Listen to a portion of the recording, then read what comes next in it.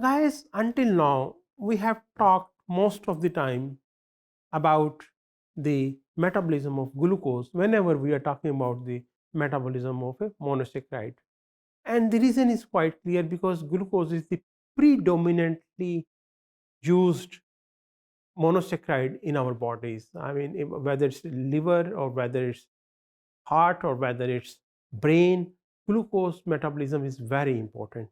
But it's not all the story. There are other monosaccharides also, which are may not be equally important, but still very important as far as metabolism is concerned.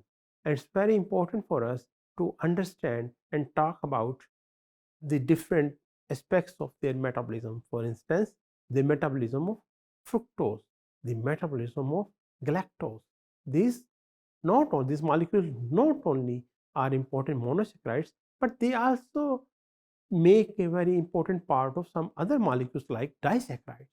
They are important medically, they are important commercially also, because they are very much part of our diet also. So in the coming topics, we will be focusing on the metabolic aspects of these monosaccharides or non-glucose monosaccharides.